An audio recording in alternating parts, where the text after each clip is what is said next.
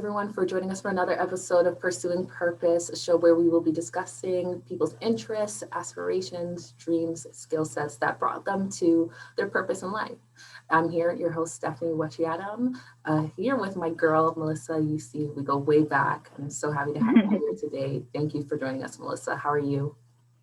I'm good. How are you? I'm good. So glad to have you. So Melissa is a scholar, actually. I'm so impressed with what she's doing.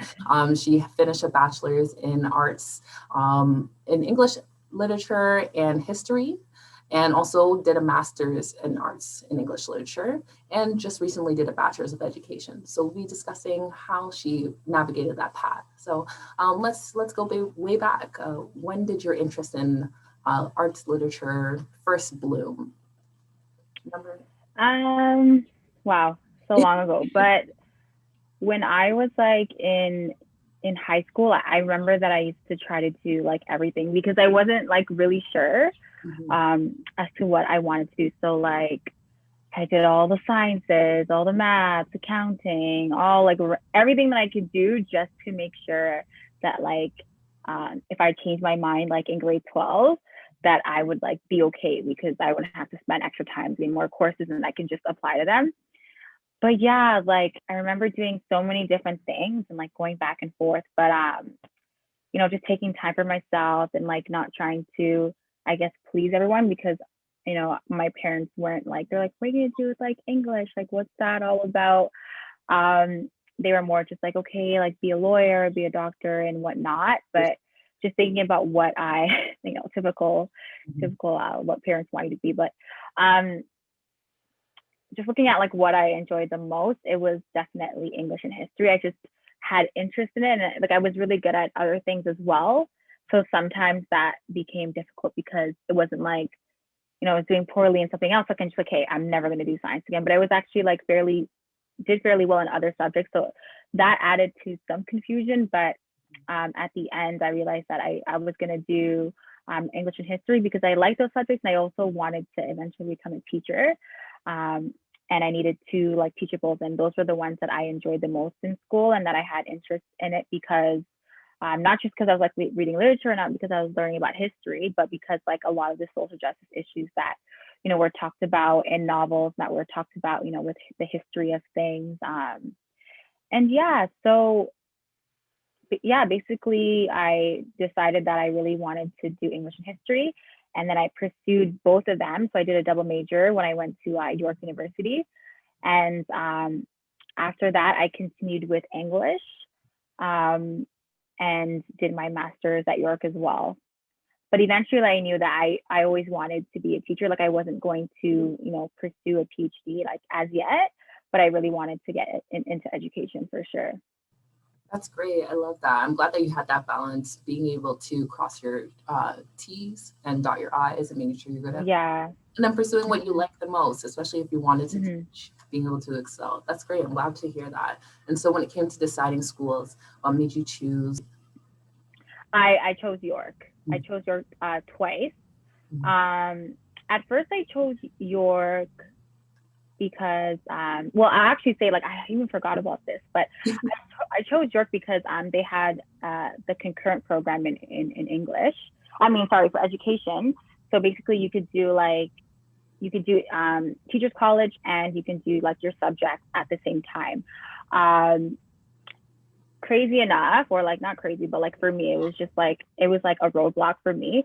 I didn't actually get into the concurrent program, and like it was just so weird for me because I had so many scholarships. Like I worked so hard in high school. I had I had really high grades. Like I know I worked my butt off. Yeah, and there was just like so many signs that were telling me that I was gonna get in. Like my references were great. I was like so involved in the community, but I didn't get in. And for me, I was like, what does this mean for me? Like, just my relationship with God, I was like, God, like, what does this mean for me? Like, are you telling me I'm not supposed to be like a teacher? Like, is this your sign to me? Like, what am I supposed to do? And that was like after like being so confused in high school and trying to do everything. And then this happened. And I was like, you know what? Like, I don't know what this means, but it's a concurrent program. I can always do teachers college after as like what people do. So then I decided that, you know what, I'm just going to do English and history right now. And then if teaching is really what I want to do after this, I'm going to do it like the more traditional way. So after uni, and then do teachers college right after.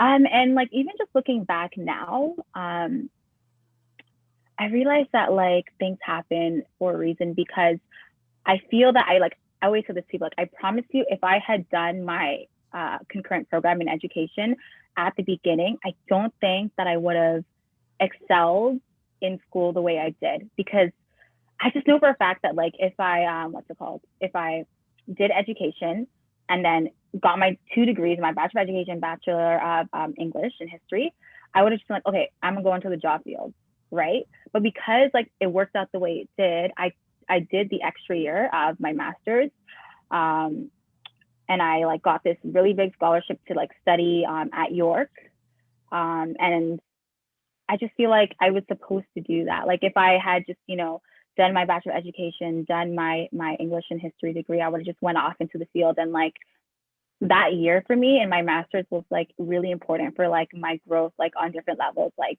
just the way I think, intellectually, and just like a lot of the things that I brought into my Bachelor of Education, like it was from my master's program. Like a lot of those learnings and like the research that I wanted to do, like that was all influenced by that one year. And I just feel like, I don't know, maybe it was like my application was like fell upon like people who didn't like what I was doing, or maybe like, I don't know, I would just have these ideas of like, why wasn't my application accepted in like first year? And like now I'm not even like, like honestly, it was meant to be, because like I said, I wouldn't have learned what I have learned, and I wouldn't have had the experiences that I wouldn't have had a master's. Maybe I would have done it like in the future, or maybe I would have pushed it off for like years, because I'm like, I already have my 2 degrees, whatever, let me go work, especially when education is super competitive, and like it's just better to get out quickly as possible to like apply for jobs. But yeah, I chose York. So back to your question, I know I'm rambling, but back to your question, I chose York because of education in my undergrad, and then I chose York again for my master's because of the type of support that I would have got for the research that I wanted to do. So I also applied to U of T. I applied to British Columbia, and I think I applied to McMaster, and I got into all of them. And then that was obviously confusing. I'm like, oh, which one do I do? I was very close to going to U of T, but in terms of like the research that I wanted to do, so for my master's, I looked at like African Canadian, African American, as well as those from like Africa, the continent of Africa, like their writings, and I looked at like the experiences of second generation immigrants like ourselves, and like our experiences being the characters in the books that I looked at were either Ghanaian or Nigerian, so West Africa. And if I had gone to U of T, I don't think I would have gotten the support from them, because typically English departments are like primarily like white, especially like just not even the representation, but as well as like the content that you're learning. It's very much focused on like, I don't know, like Shakespeare and, like basically white canonical works. And that's not at all what I wanted to look at, because that's what I've been looking at for years. I wanted to look at like the writings of Black women like Chimamanda Ngozi and like Essay Dujin, who's also Ghanaian. So in terms of the faculty at U of T, there wasn't anyone who looked like me. There wasn't anyone who was even like doing that type of research. So when you're writing your paper, you need someone who's going to be supporting you and like helping you find different sources, someone who's familiar with these topics. And at York, they have a really good Black Studies program. They have a lot of faculty that are very much researching Black studies, African American, African Canadian, and continental African experiences. And so for me, that was like the place that I needed to be. And yeah, that's mainly why I chose York and kind of like omitted the other ones. That's great. I'm so happy to hear that. I didn't consider that. I'm glad that York has that community support, the Black individuals who are scholars. It's good to see that and then get that support. I forgot that you need that assistance with your papers and writing those. Yeah, it's actually so important, because a lot of people will go to a place for like the way that a school is like recognized, like for U of T, but it's like when you're actually in there, it's so important that you have a support system, not just because of the work that you're going to bring out, but also because like your mental health. There's so many issues with like, professors and their students, like supervisors and students, where, this is someone who has to like sign off on your paper, right? If they don't agree with what you're saying, and you've done like 1 to 2 years with them researching, and then when it comes to like either like presenting your master's paper or like your thesis, they can just say that they don't agree with you and can totally write it off, right? So it's so important to think about those things. And also just like for your everyday, like you're a student, you go to school, like you need, that support, and even just bouncing off ideas with other people. Like imagine being in a space where you're trying to prove a point about, whatever it is you're studying and no one really understands. And so it's like you're kind of like on your own. Mm-hmm. So yeah, that York was there for me in terms of like the faculty that were there, but also in terms of like finances. They definitely had way more support. And so I think that's a big part for anyone who's like trying to go out and, do their master's or like any post-secondary work. Like funding is important if you can't afford it. I certainly couldn't. So that was a big factor for me. Like the scholarships that were out there, the fellowships, the grants, like those all are very important. It's not only about going to a school because of the prestige, right? Because at the end of the day, you might have a piece of paper, but what happens to your mental well-being? What happens to your overall health? And that's important more than just like a paper that validates what you've done. Definitely. Mm-hmm. So where did you find the support? Was this your own research, or were you able to go to one of their offices of scholarship departments or so? How did you? Okay. Do you mean support like in terms of finances? Yes, that's right. Yeah. So there's definitely money out there for masters. Usually it depends on the school. So when you do like your master's or when you do like your PhD, usually they give you what's called fellowships, and they're different from scholarships because it's essentially like free money, because they want you to research under them, right? So like a school gets more prestige and gets more recognition based on the research that's like coming out. So they call it fellowship because you become like a fellow, you become like part of the I don't know how to say it, but like become part of like that research community in the school. So they give you what's called fellowships. So certain schools will give you them and certain schools won't. U of T is one of those schools that don't really get fellowships. When I applied, I did get a scholarship, but it was very little. And it was like, there was maybe 2 available for everyone who applied. And it was like $2,000, which is like nothing for school, especially during like a master's where it's a couple thousand for just like a short program. So with York and like other schools, like I think British Columbia, McMaster, they give you a scholarship to study at their school. And I think most of them were around like 11K, something like that. But that would basically cover the tuition. So depending on your department, so for English, there is a lot of funding for that. Other ones, like, I don't know, like social work and other stuff, those are usually like you have to fund it yourself and get external scholarships. But it all depends on like the school, depends on the degree you're doing and like what funding each department has. York gave fellowships, BC gave fellowships, Master gave fellowships, but U of T, I'm pretty sure they might have just given a few, because even talking to some people at like their one of their conferences, they didn't get money. But there are also external scholarships that you can get, which I recommend. Like even though if you get into your master's, you get into like your PhD and they give you a fellowship, always like try to find more funding because it's like money that you need. And you're doing a lot of work. And you're also doing work for the school, because when you do your papers and you submit to different publishing places, that I would encourage anyone who's trying to pursue to go out for the scholarship. So a lot of scholarships that the Canadian government, the OGS, so that's the Ontario, and that's based on, I think, you have to present research to them to like, that's about 15K. So the CGS, which is Canada, and basically they pay you to do further research. To like that higher level, it's more about what are like the new innovative ideas in your field and do that research. So for myself, 15K one, I also got was the 17.5K, but unfortunately I was trying to get all of the eggs at the same time. So you have to choose one or the other. Obviously, more in money, the 17.5K one. And that's supposed to help you with like, doing research, with like your housing, your food and all that stuff. Especially if there's certain places where you need to like pay for like different forms of research, like different hubs, or if you're going to do research in like a library that requires you to pay, for certain documents, all of that stuff is supposed to help you to, do your research. All of this is available online. I mean, I can send it to you, like, for your viewers. I would definitely recommend the CGS, especially if you are someone in your field who has really like innovative ideas and things that are like have not been talked about, have not been researched. They look for that stuff and not like stuff that has already been said. And then just looking at your own school, like what are the resources available to you, and like just getting anything, like applying to as many things as you can to fund that, because school is so expensive. And like when I was about to my master's, like I was like, God, like if I don't get this for free, I'm not doing it. And like boom, I'm like, wow, money.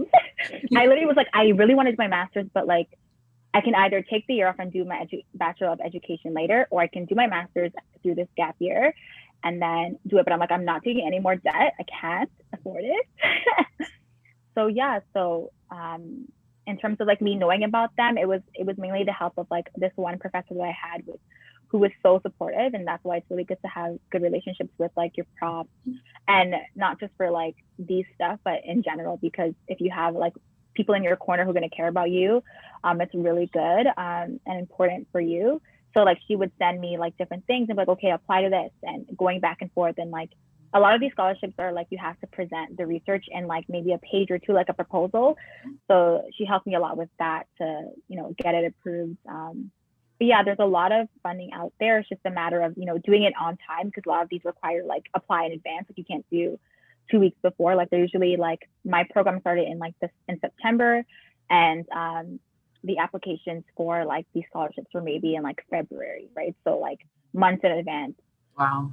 So yeah, so a lot of planning, but there is a lot of funding out there. That's great. And so, speaking of Mm-hmm. teachers and you going into education, what age Mm-hmm. do you feel like would you would want to teach? So right now I'm certified to teach grade 7 to 12. Oh, wow. Yeah, so I just finished actually. I finished in December, and then I got certified like a couple weeks ago. So it takes some time, but yeah, right now I'm just in the process of like interviews. But yeah, so I can teach 7 to 12, and if I wanted to teach more grades, I have to do like additional courses. So eventually I'm gonna do more courses so that I can teach like, I think my limit's like grade 3. I can't, like it's like primary, like no, junior. So like not like kindergarten, all that stuff. Maybe when I'm a bit older.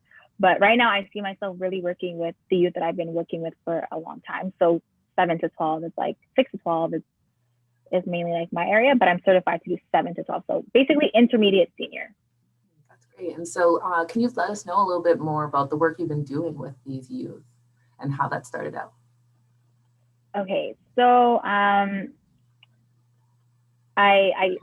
used to volunteer with an organization called Rides Edutainment, and Awesome. basically they're a nonprofit organization that works mainly in Scarborough, but also Toronto and the Greater Toronto area.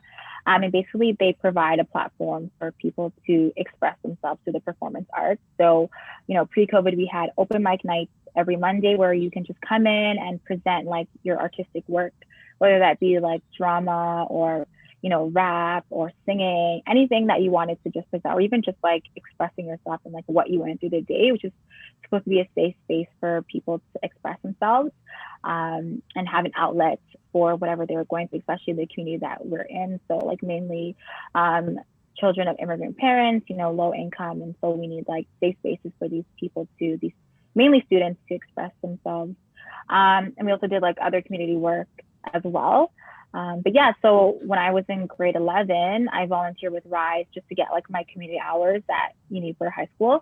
And I ended up staying with them because I really like the work that they were doing for youth. And I really found that like I was supposed to be there, just because of my passion for working with youth. And yeah, so I volunteer there every Monday. And we also like would expand sometimes to support the community in different ways. Like we would give food out to those downtown without any homes, without any houses. And we also did like different forms of outreach.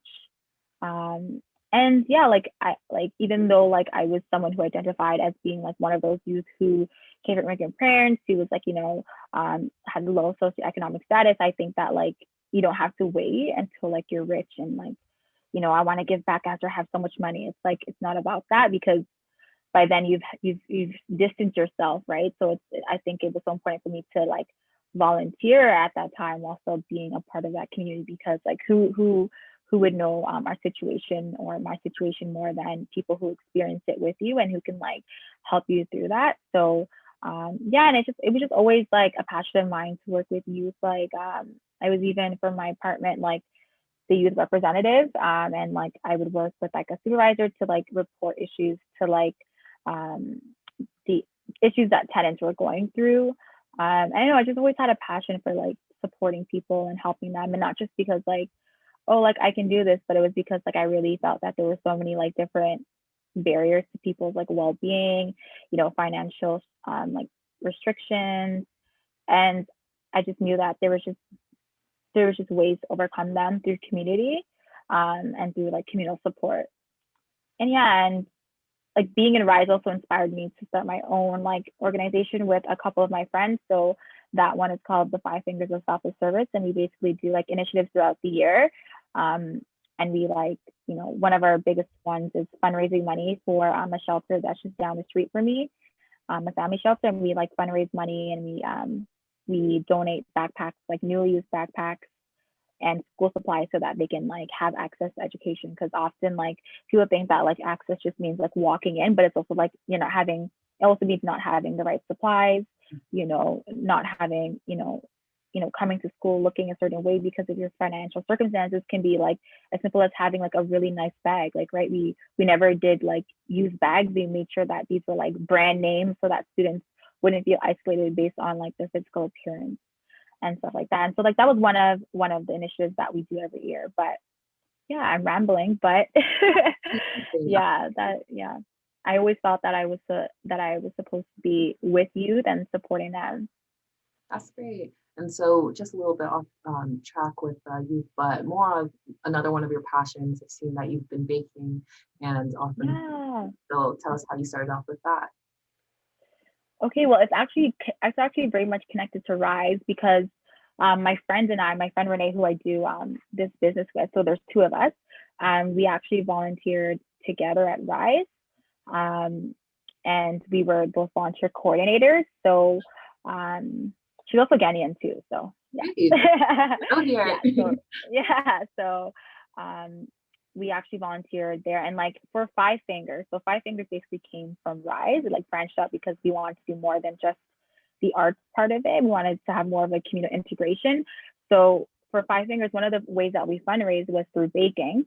So because Renee and I were there most of the time, we would we were mainly the ones who were in charge of like, bringing the food. Sometimes our other team members would bake as well, but we were mainly there doing the cash, doing like, selling it to people and promoting it to them. And then all of that money that we'd fundraise every Monday would eventually support our other initiatives. And then we realized that like, hey, like we're actually pretty good at this, and we like, it wasn't just like, okay, let's just dash cookies on the table and hope people buy them. We were like, no, we were doing like really good stuff. This was like gourmet, like vegan carrot cake with vegan cream cheese. And like when we did our cupcakes, we made sure to pipe them well. We did like crazy flavors, and like we were realizing that we were really just experimenting with like our own like tastes, and we were both into desserts and both into food. And then like we're just like, we should like do something, like people are asking, because people started asking us to like make stuff. We're like, like the money's really going to Five Fingers, so we don't want to take away from that, but like also there's like bigger cakes that we can make for people. So it all branched off from that. And then we like talked, we volunteered there for many years, but there was this one day we're like, hey, like we actually need to be serious and like start. But it took like a year, and it was on and off of like, okay, we'll do it later. We were both in school. Oh, we'll do this later. Okay, like once we get our logo, we'll start. And then just like thinking of names and like, just focus on Five Fingers. Eventually, we're like, okay, I'm gonna message my cousin. So my cousin has a business as well. She's also Ghanaian. So like, hey, she does like marketing. She does brand development. She does people's logos. And like builds their brand. And maybe I should send her to like talk to her, because like that would be a good first interview. But she finally did our logo. And like once we had like the branding done, we're like, okay, we can launch. And so we started in December 31st of last year. Like, so it's already been a little bit over a year, and it has been really great. We've had like a lot of support from people, and busier than I thought. Like I don't know how I was like baking while being in school, but I just did it. And it was mainly because like I was always like an artistic person. So for me it was almost just like something that I did to de-stress. It wasn't ever like a burden for me. Um and yeah, and like I said, like I don't really believe things happen by accident. And so even just our name is Joe, Ray, and me. And it just like rings because you know, like it's a pun. And like Renee, like her nickname is Ray, and me is like my mom used to call me Mimi when I was younger. So it just fit, you know, like it wouldn't work with anyone else, Yeah. and it just wouldn't. Like it wasn't even by force. It's just like, Yeah. what does our name say? I'm like, okay, and then like dough as in like you know, dough as in like cooking, like baking. So it just worked, and I'm just like she's just someone that I can like work with. She's also like a really close friend of mine. And like sometimes like people don't like working with their friends because of that boundary of like, Yeah. you know, when you get too comfortable with people, like it does not work. But with her, we know like listen, stuff has to get done. So You can you joke know, and around with it. with like my friends know, like it would my other friends know it would never work with them. It would never work out. We would just get in fights. But no, you just But have to be yeah, you just have to be honest with yourself. yeah, Like some definitely. people are meant to be your friends and some people are meant to be can be more than that. But with Renee, I love her so much. It's just so easy. Like sometimes we'll be texting about people's orders and we'll say the same thing, and it's just like it clicks because like Dory Me is also like a song, and it's just like this harmony that we have together. Oh, I There's so love much it. into it, but yeah, it literally is like, listen, when God has something for you, it's for you. You know what I mean? Definitely. So yeah, that's what I've been doing in the interim of like being done school and like just applying for jobs. And I'm not mad about it. I love doing this stuff. Don't know how I'm going to balance it with teaching as yet, But God, but it's meant to be. but hey, if I'm meant to do it, I'm meant to do it. But yeah, it's been a year, and like I'm just looking back at our images. I'm like, wow, like we've grown so much, and we didn't think we would get this much buzz or like support during COVID. And it's weird because our business actually elevated and actually like has been prospering. Like, and I hate to say that in like in a time when people are grieving, and like I don't want to say like, oh, like you know we're actually doing really well because of COVID, but just the timing of it, because people wanted those like intimate celebrations. Mm. A lot of people were messaging us because they just wanted like small cakes that were like customized, because it's like I can't go out, can't go out with my friends, can't go with my family, so I'm gonna buy a cake and just celebrate with my friends. And so it really worked out for us in terms of like timing. You know, we waited a year to like start this stuff, and then we kept getting messages of people only can have like 5 people in their home, so it's like I might as well like spend money on a cake that like represents me and like reflects you know the glitter glam that I love.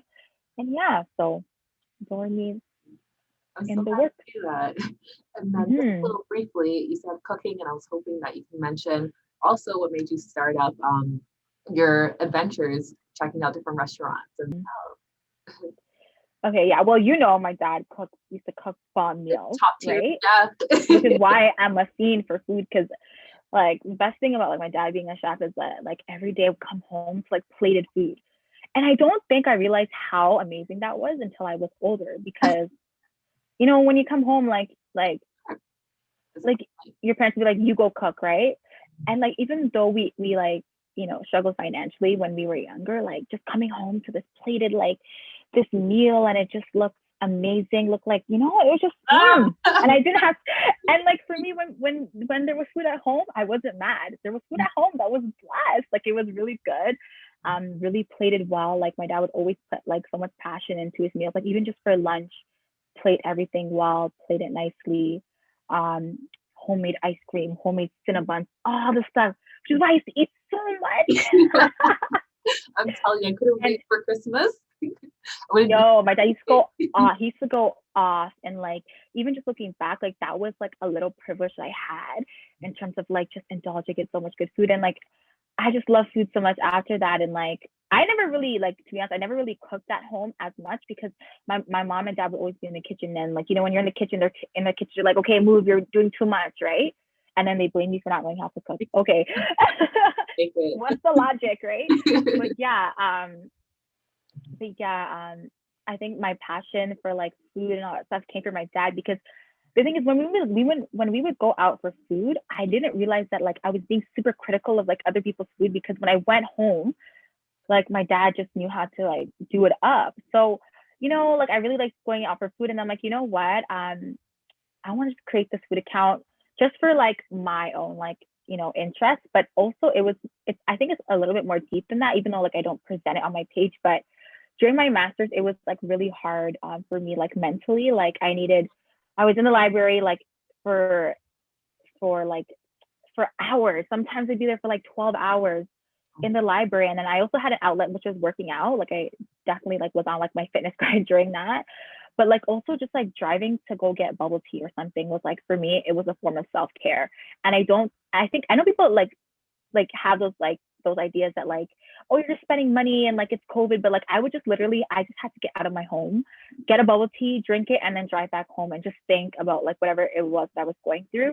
And like food for me became like, I guess it was like food therapy. Like if I'm trying to be like super critical, like, think about it in a higher way than just like spending money on food. Like it can be therapy for a lot of people, even just like, cooking with other people and like sharing like those histories when you're cooking food, like conversations you have with like your mom about like when they were younger, and like that allows them to open up. So like for me, food is much more than like just eating. It's about like relationships, when you're driving with your friend and you have those deep car talks. It's like, there's something more that's going on there than just spending your money and eating and consuming, right? It's like the relationships that come out of it, like the interaction you have with like the person who owns the store and finding out a little bit something about them.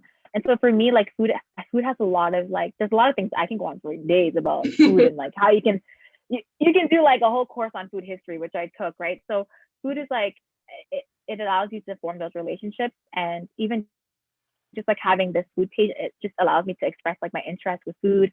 And like I don't ever like critique them in terms of like 2 out of 5, because I feel like that's damaging to a lot of businesses, especially during COVID. But just for me, like, commenting on like how amazing it was, and like having conversations with people on there, because like I didn't realize that like the foodie community on Instagram is crazy. Like I have people that I talk to from like the UK, and like people from, yeah, and people are just so friendly. I don't know what it is, but I feel like if anyone wants to get out of like toxic social media, like make a foodie account. People are just so much more inviting and nice, and like you get to make connections with people and talk about stuff and bond over like how good food was, or like where we're going next.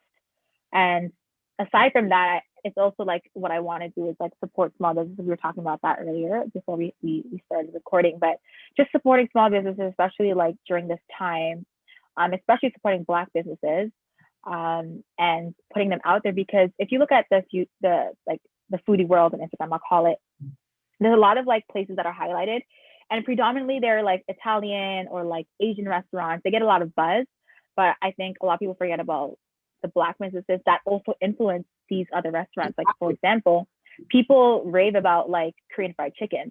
Well, where does it come from, right? Black people.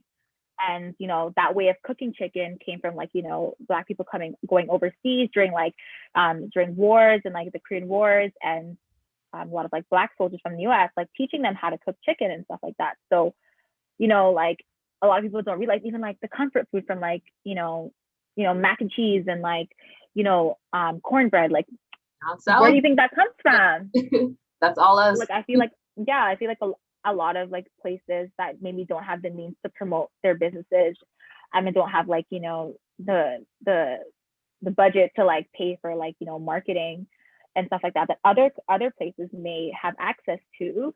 For me, like I want to do like highlighting more Black businesses, and like the ones that may be struggling financially, but especially during COVID. So yeah, like I know I keep rambling, but because it's a really good combo. But yeah, so I feel like I've been doing a lot in the last few years. I'm like, I want to do this, I want to do that, but it's also just like life is so short. So like just do it. Like if you really love doing everything, like for me, I feel like I just like to do the most, but it's like I'm gonna do it because I want to. And like my friend sent me this thing. She's like, I feel like this is you. And it's like she sent me this thing that's called like multi-hyphenate. And it means that like you're someone who's just not one thing, but you like to do a lot of stuff. And I feel like a lot of people are actually that, but haven't really had the opportunity, or really haven't had, the support to go out and do it. Like people have so many gifts. It's like, why are you focusing on one? Like do all of them. Of course, don't overwhelm yourself, but like And it doesn't have to be for show too. Like if I just wanted to do food and not post on it, like that's okay. Like it doesn't have always have to be for everyone's like business. But I feel like just do the things you love, do everything that you can. And I feel like this time tells us that, like, time is so short. A lot of people have been going through things with, like, family grieving and like family deaths because of COVID. And it's just like I feel like this is a time, obviously within like this regulations of like movement and stuff for COVID, but like do what you can and like use all your gifts. Exactly. I love that. Perfect. So we're just going to wrap up, but just wanted to say, wanted you to mention something that you take pride in yourself about, something that you're happy that a characteristic you have, something you hope to continue to do. If there's one way, like one characteristic, it would probably be perseverance. I don't know, just thinking about like the things that I've been through and the struggles that I've experienced and like all these things that have like been in like part of my life.